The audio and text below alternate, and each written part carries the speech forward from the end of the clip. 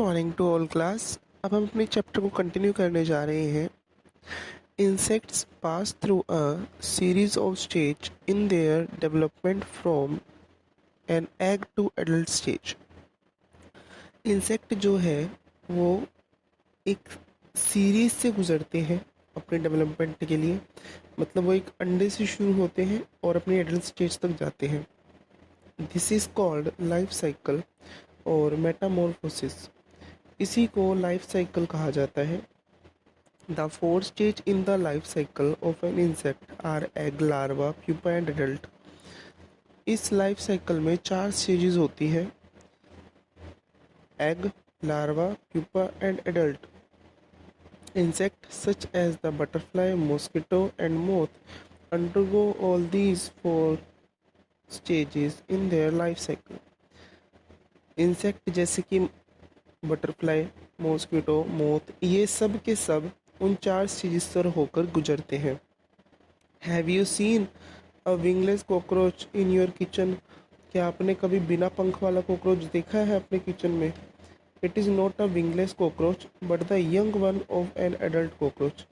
वो विंगलेस नहीं होता पर वो एक यंग कॉकरोच होता है।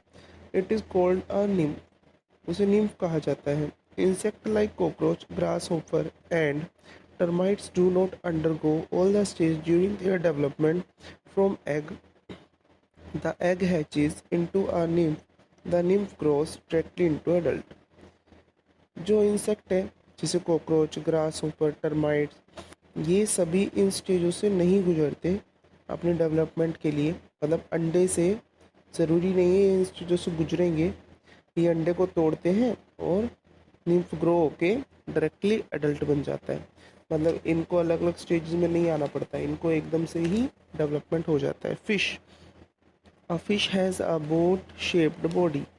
It had body, tail and wide mouth with a movable lower jaw. जो फिश है उसकी शेप एक बोट जैसी होती है। उसका जो सर है, बॉडी है, टेल है और उसका जो माउथ है वो काफ़ी मूवेबल होता है। It swims with the help of fins. It also has pair of eyes in the head. वो स्विम करने के लिए अपनी फिन्स की मदद लेती है और उसके पास 2 आँखें हैं। It breathes with the help of gills. Fish take water through its mouth. As the water passes through the gills, the oxygen dissolved in water is absorbed and carbon dioxide is given out.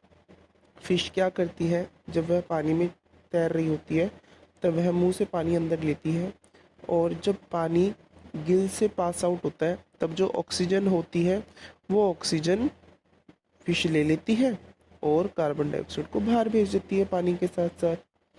The oxygen dissolve in water is absorbed and carbon dioxide is given out.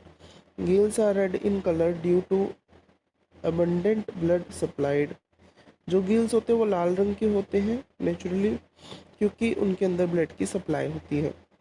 Fish are covered with the layer of flexible overlapping scale. It reproduce by laying egg.